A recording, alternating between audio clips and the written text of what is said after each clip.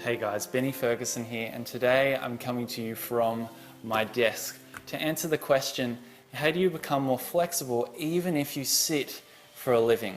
We'll be answering that question and going through a really useful strategy that I use for myself and for my students in this video coming up.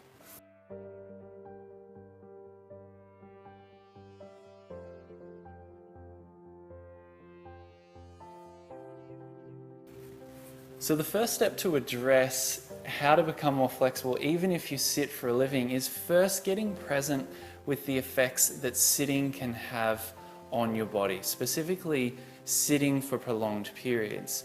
Imagine for a moment that even sitting is improving your fitness, but the question is fitness for what specifically? Well, often it's fitness for more sitting. Now, sitting makes certain parts of your body switch off, and it makes certain parts of your body switch on. And then when you want to go to be in a different position in your day-to-day life, whether you're having fun with your kids or maybe you're doing something fun for yourself, then your body might be limited to do the things that you wanted to do in that moment, because over time it's become basically that sitting posture in which you've become accustomed. So there is a way to break it up and to kind of have your cake and eat it too. You can still sit during the day. I know that, some people, they need to sit for a living. However, we can start to offset it by just making some simple little tweaks to the way we approach it. And I'll be going through that in just a moment.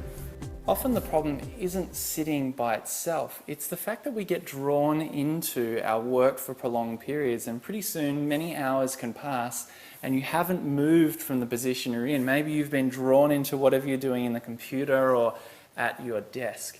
Well, one of the most important things you need to do is interrupt the pattern of work. And each of the things that we do in day-to-day life, momentum can happen kind of like starting a steam train.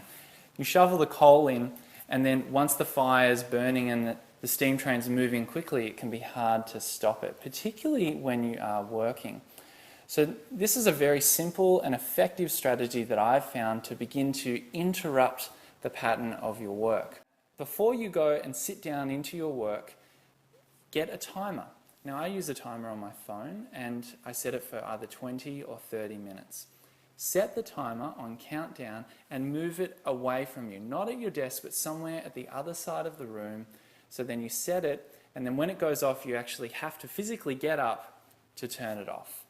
That will then help you break the pattern of work, and you'll be doing really focused work, and then you'll spend some time and you'll get back into your body. Then go into your mind, do your work, get back into your body. And that really helps you move your body throughout the day, even if you do have to sit for a living. So that's the timer approach, and it's very effective.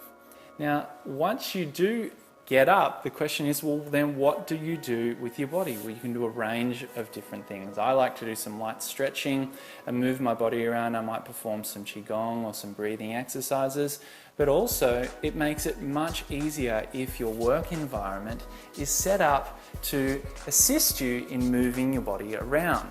Now, I'd like you to be introduced into my work environment.